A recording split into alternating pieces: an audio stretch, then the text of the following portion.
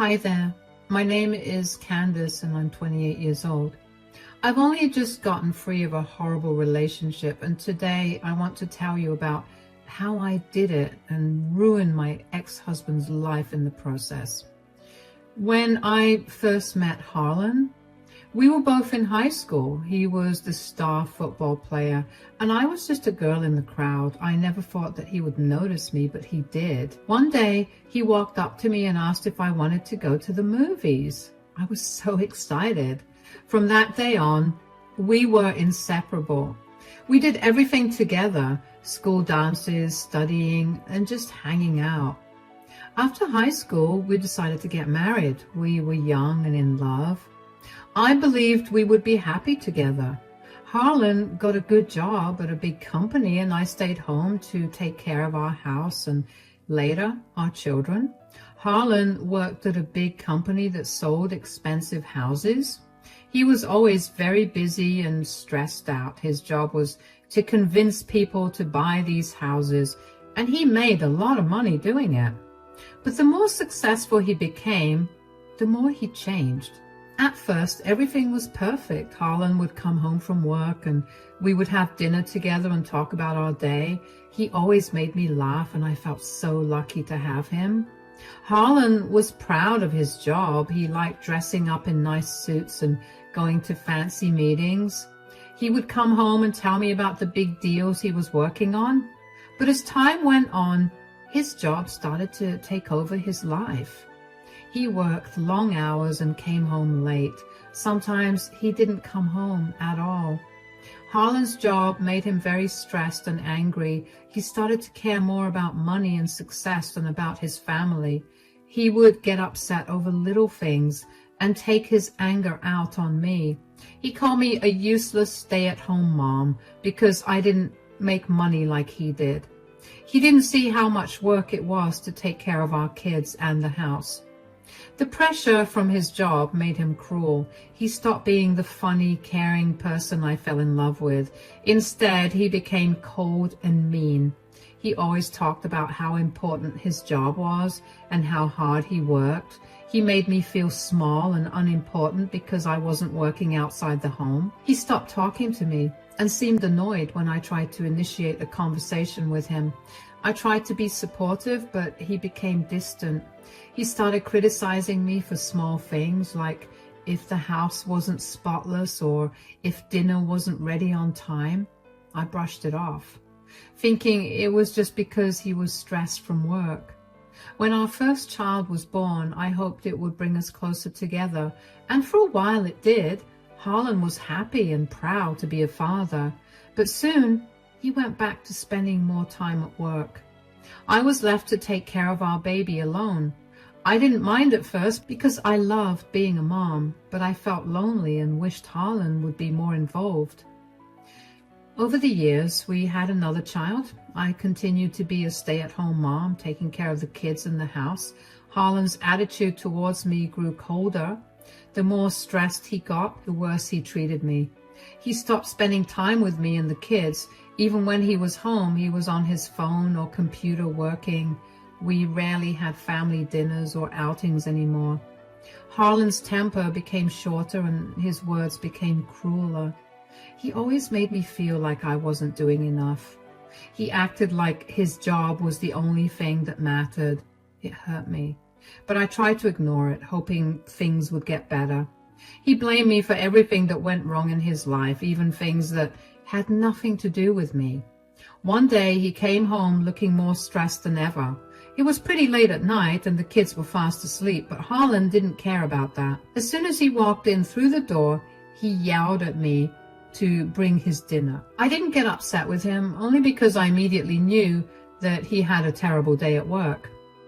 "Candace, where's my dinner? I'm starving." "Oh, hi, how was work? You seem even more stressed out than usual." "Did I ask you to talk to me right now?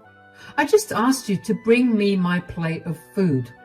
God, why is it so hard for you to just listen to what I'm saying?" I was just heating up your meal. You looked stressed, and I just wanted to know if there was anything I could do to make you feel any better." "The only way for you to make me feel better right now is for you to get me my food. I don't understand why you always think you need to go above and beyond when all you have to do is listen to me. I guess staying at home has lowered your intelligence enough for you to not understand most of what I'm saying. Why do you always have to be so mean? How did you infer that I was being stupid for wanting to be there for you? Did I tell you that I wanted you to be there for me? Do you even know what relationships are supposed to be? We're supposed to be there for each other as much as we can. So I guess I'm sorry for trying to be there for my husband. I don't want you to be there for me, Candace. That will not take away all of my worries. You know what would actually help me? A plate of hot food. That's something that a stay-at-home mother should know. It's shocking that you think that being there for me is better than providing my body with nourishment. Now, I'm terrified for our kids. They shouldn't have to grow up with such an incompetent mother. Actually, you know what? I'm stupid for thinking that you could be a better person. I'm stupid for hoping that things will get better for me and the kids, but clearly that will never happen. Are you seriously throwing a fit right now? What about my dinner? Well, since you're so much smarter than me, I'm sure you can figure out where your dinner is. Make sure you use your intelligence to wash the dishes and clean up later, too. A poor, dumb woman like me could never dream of doing something like that without her husband showing her the ropes. Honestly, I can't even put into words just how angry and frustrated I was with Harlan. Yeah, I knew that he was struggling a lot at work. But was there really a need for him to be so mean to me? Did he constantly have to take shots at my intelligence? And what was so wrong with me trying to help take off a little of his mental load? Lord knows I would have loved it if he helped me out that way. I stormed off to our bedroom, grabbed my pillows and toiletries, and made my way to the guest bedroom. I needed that time to cool off, and I did not want to see Harlan's face for the rest of the night. I didn't think anything would happen the next day, however. The next morning, things seemed different. Harlan was in a good mood, which was a rare sight. He smiled at me and even apologized to me by making me breakfast. I couldn't remember the last time he did something nice like that.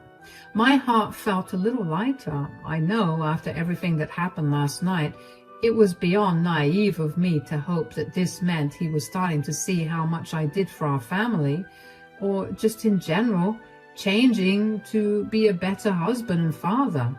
But I couldn't help myself. Harlan had his grandmother babysit the kids so we could have the day to ourselves. While we were eating our breakfast, Harlan kept apologizing to me over and over again for what he'd said to me the previous night. I assured him that I had forgiven him and simply asked him to be a little more mindful of my feelings. In hindsight, I shouldn't even have had to say something like that, not only because that should have been the way he always treated me, but also because he was a monster who was incapable of thinking of anybody else but himself. After we were done with breakfast, he told me he had a surprise for me. To say I was surprised would be an understatement. That's when my hope that things would be all right only grew more. Harlan told me to pack an overnight bag. I was curious and excited. I couldn't help but wonder where we could be going. Maybe a romantic getaway? I packed quickly, imagining a cozy bed and breakfast or a hotel where we could relax and reconnect. Harlan drove us out of town, and I noticed we were heading towards his sister Nikki's place. The thing is, Nikki lives close to the outskirts of the city, and past the city there's absolutely nothing for miles. And for a second I thought that Harlan was taking me to his sister's place, so I asked him. He told me to wait and see. I was a bit disappointed because I thought the surprise was just for us, but I tried to stay positive. Maybe he had planned a family gathering or something special. Candace, Harlan, what a surprise! What are you guys doing here? Hi, Nikki, how you doing? Hey, same old, same old. What about you guys? Yeah, we're doing good too. We're doing a little too well. That is why I brought Candace to help you out. Huh? Help her out? What do you mean?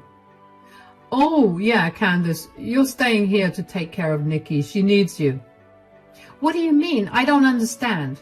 Do I need to remind you that Nikki is chronically sick? She needs someone to look after her. You're perfect for the job since you're just a useless stay-at-home mom anyway. You can't be serious. What was this morning about then? Why were you so nice to me all day? Couldn't you have just asked me instead of tricking me into coming here? Wait, what's going on, Harlan? You didn't tell me Candace was coming to stay. Nikki, you know you've been struggling with your illness. You need help, and Candace can do that for you. This is for the best. You didn't even ask me, Harlan. You just decided this on your own? What about our kids? What about our home? The kids will be fine. I'll hire a nanny. She'll take care of the kids and the home. Why didn't you hire help for Nikki if you're so keen on using your money to help take care of someone? This is a lot safer for Nikki than hiring some random stranger to take care of her. So putting our kids in the hands of a random stranger is okay? Harlan, you're beginning to sound insane. You can't just dump Candace here without warning. This isn't fair to either of us. I don't need much help. And I have someone helping out, so I really don't need Candace to be here. Neither of you knows what's best for yourselves. Why don't you just trust the one person with a working brain here, huh? You're such a jerk, Harlan. Candace, I'm so sorry. I had no idea he was planning this. I don't want to be a burden. It's not your fault, Nikki, and you're not a burden at all. I would love to take care of you. I actually have no problem with that. I just don't like the fact that Harlan tricked me into coming here just so he could dump me here and leave. You would never have said yes if I told you what I wanted you to do. This is happening whether you like it or not. Nikki needs you. No, I would have agreed. You just chose to not tell me so you could have the satisfaction of seeing me panicking. Harlan, you need to reconsider this. Candace has her own life and responsibilities, and you can't do anything on her behalf without her permission.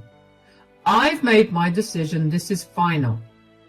We'll see about that, Harlan. You can't control everything. Candace, you don't have to stay if you don't want to. Oh, I have her phone, and she doesn't know how to drive. Not that you have a car. She has no money to her name except for what little money I'll give you when I leave. Candace will be staying here. I have to go now. I'll be back to check on things later. Tears welled up in my eyes. This wasn't a surprise. It was a betrayal.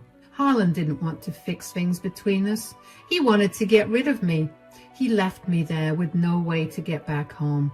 I felt abandoned and heartbroken. The man I loved had thrown me away like I didn't matter. For the next 2 months, I stayed with Nikki. Oh, I need to give you a little background into what Nikki struggled with. Nikki has multiple sclerosis, or MS. MS is a disease that affects the brain and spinal cord. It makes it hard for her to move around and sometimes even to see or think clearly. She gets tired very easily and often needs help with everyday tasks. She had always been kind to me, but we were never very close. Nikki felt sorry for me. She knew how cruel Harlan could be, and she pitied me. Even though we weren't very close, she did her best to help. She even tried calling him many times to tell him to come back and get me, but he never picked up her calls. It was like he had abandoned both of us.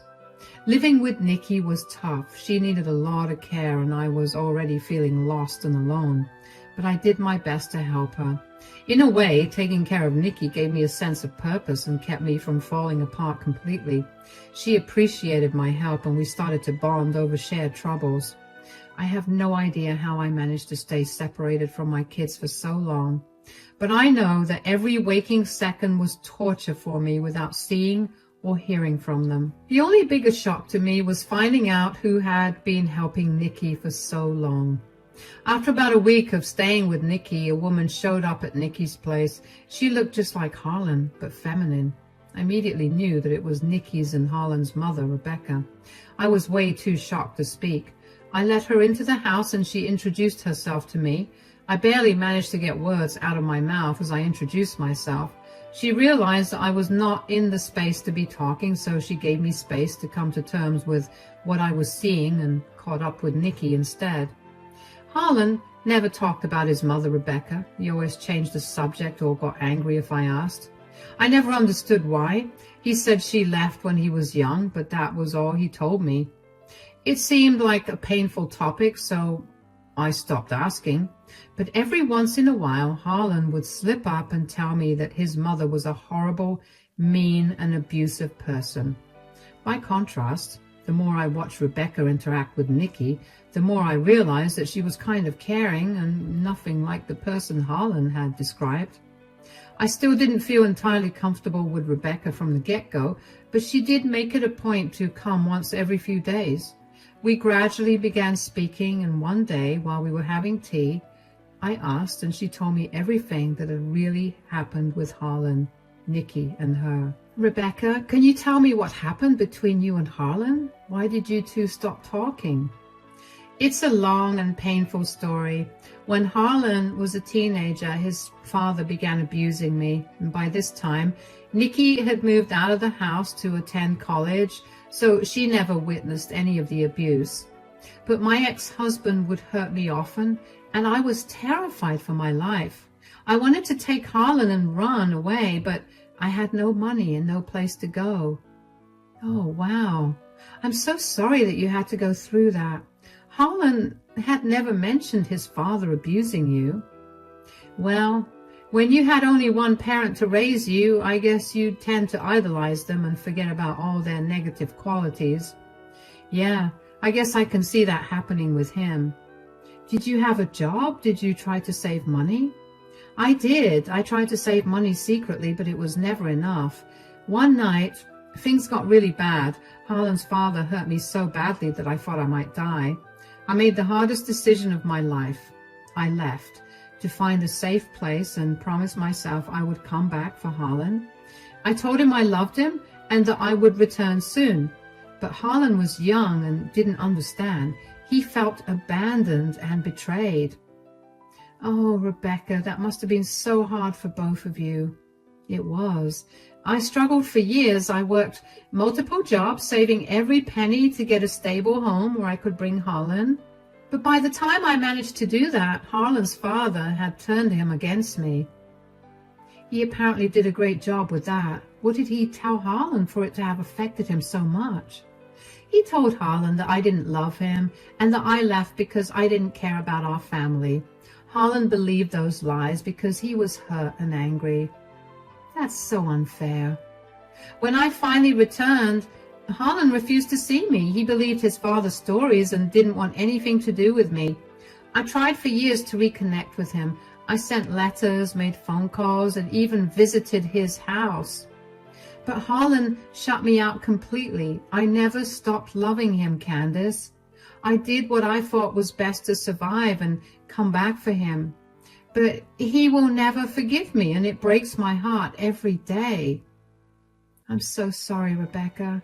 I can't imagine how hard that must be for you. It's been so many years, and he's built up so much anger and resentment. I don't know if he'll ever believe that I left because I loved him and wanted to protect him. I feel like I've already affected him worse than his father could have. I mean, you're here for a reason too, right? I don't feel right adding more salt to your wounds. No, please tell me everything. Is Harlan a good person, a good husband, a good father? Not really. He dumped me here to take care of Nikki because he thinks I'm a useless stay-at-home mom who's only good at doing things like taking care of family. What? To his credit, he wasn't always like this, but I guess I also married him when we were practically children. We were only 18. Why haven't you left him? I don't have any funds to leave. Believe me, I would if I could. I hate the way he treats me. Like I'm his maid or just someone who's not even worthy of being glanced at. Why don't we make him pay for it then? What do you mean? Let's take our revenge on him. I just rambled on how much I love him, but believe me when I say I have my own issues with him. He has not treated Nikki right, and I want him to pay for it. Are you on board? Of course. Hearing Rebecca's story made me realize why Harlan was so cold and distant. He was deeply hurt and never healed from his mother leaving, but he never told me the truth. Instead, He buried his pain and took it out on me. He treated me like I didn't matter because he felt like he didn't matter to his mother. That did not erase or lessen any of the anger that I felt towards him. When Rebecca mentioned getting back at him, and when she said it with such conviction and confidence, I felt a fire ignite in me. I had forgotten that I could take control of my life because I got used to being under Harlan's thumb. But at that time, I wanted nothing more than to watch Harlan crumble. But just as Rebecca and I got started with discussing how to take revenge on Harlan, we heard the front door unlock. Rebecca and I froze. We knew that Nikki was asleep in her room and only one other person had the keys to Nikki's place, Harlan. When Harlan walked in and saw his mother, he froze. "Candace, what is she doing here?" "Your mom? Oh, she's been the one helping Nikki out. Did you never stop to think about who was taking care of your sister, or did you only think of it when you needed me gone out of your life?" "Oh, so she's already poisoning your mind, huh?" "Poison my mind? What are you talking about?" "The old you would never have thought of things like that. How long have you been in contact with this disgusting woman?" "Excuse me? That is your mother. Speak to her with respect." "A woman like her would never get any respect from me, and neither will women like you." "Do you really have to throw jabs at her every time you speak? Do you always have to try to interfere in my life and ruin everything?" "I don't think I'm interfering anywhere, nor am I ruining your life." "How come every time something terrible happens to me, you are involved somehow?" "Maybe it was because of you that bad things happened. You know very well that you have neglected your responsibilities to your family for years." "What are you even talking about?" "I know that you severely neglected Nikki for years. You thought me to have the right to care for Nikki. You hated me so much that you risked your sister's life. She almost died because of your neglect, and when I tried to get you charged with the crime, you paid your way out." "She's older than me, so she should be able to take care of herself." "She couldn't, and you know that. You're now abandoning your wife, and it will only be a matter of time before you abandon your kids too. And I will not let that happen. You will pay the price for all the horrible things you've done to those in your life." "You sound insane. Do you really think your stupid empty threats are going to scare me?" "You're going to have to try a lot harder than that to get me to change. I don't want to be here anymore. This place is infested with evil. Ugh." Harlan left after that, and Rebecca took a few seconds to gather herself. I was not shocked by Harlan's behavior and attitude, but Rebecca seemed appalled by it. She'd only interacted with him through a third party, so she had no idea what he was like in person. To see that he was every bit the horrible person in the first person as well as through a third party was jarring for Rebecca. But that only made her more determined to get revenge on Harlan. Rebecca and I spent the next few weeks meticulously planning our revenge. She was deeply committed to helping me get justice for the cruelty Harlan had inflicted upon me. Our first step was legal action. Rebecca supported me in gathering all the necessary evidence, documenting every instance of Harlan's neglect and cruelty, including the heart-wrenching day he abandoned me at Nikki's house. We started with my personal experiences. I wrote down everything that had happened, from the cruel things Harlan said to me to the times he came home late or didn't come home at all. I described how he left me at Nikki's house without any way to get home. We also found old text messages and emails where Harlan had been mean and hurtful. Each piece of evidence showed how he tried to control and belittle me. Rebecca also helped me find witnesses. Nikki, Harlan's sister, was willing to testify. She had seen how Harlan treated me and knew about the day he left me at her house. Rebecca herself wrote a detailed statement about what I had told her and about her own experiences with Harlan's father, showing a pattern of abuse in the family. All this evidence was crucial for our case. Rebecca had a lot of connections because she had worked in different jobs over the years. She knew people in the legal field, business, and even the media. When she left Harlan's father, she had to start from scratch, working multiple jobs to support herself. Along the way, she met many kind people who helped her, She kept in touch with them and built strong relationships. These connections were very helpful when we needed to take down Harlan's business. With Rebecca's connections, we found people who knew about Harlan's unethical business practices. Rebecca contacted an old friend who worked in the business world and asked for help. This friend connected us with a whistleblower, someone who knew what was really going on in Harlan's company, but was afraid to speak up.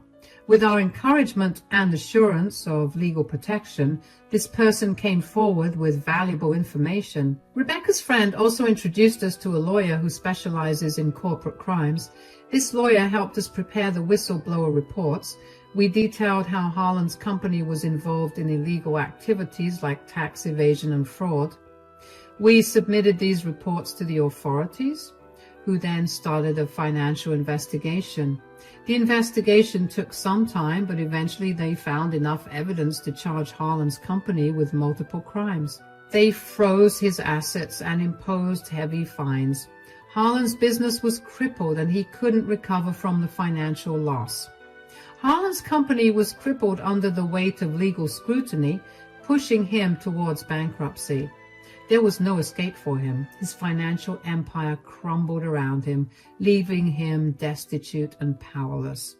The final blow came through public exposure. I decided to share my story with everyone in Harlan's and my family through social media. I wrote a detailed account of my ordeal, describing the emotional and psychological abuse I had endured and how Harlan had heartlessly abandoned me. It didn't take long for various family members to respond and reach out to me.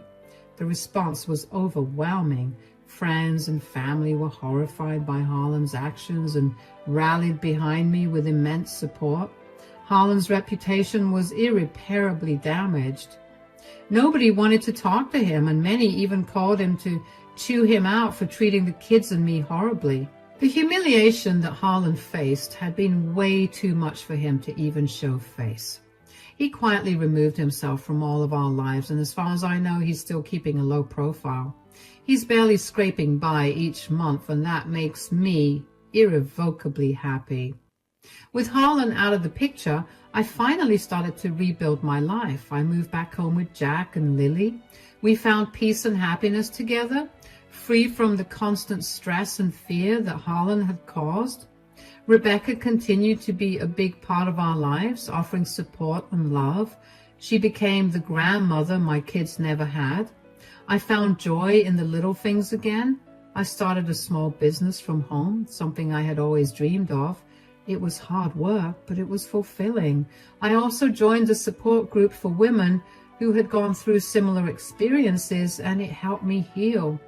Jack and Lily thrived in the new environment. They were happier, more relaxed without the tension that Harlan used to bring into our home. We spent more time together, going to the park, playing games, and just enjoying each other's company. I finally felt free and strong. I was no longer just a useless stay-at-home mom, as Harlan had called me. I was a mother, a businesswoman, and a survivor. I had taken control of my life and found happiness again.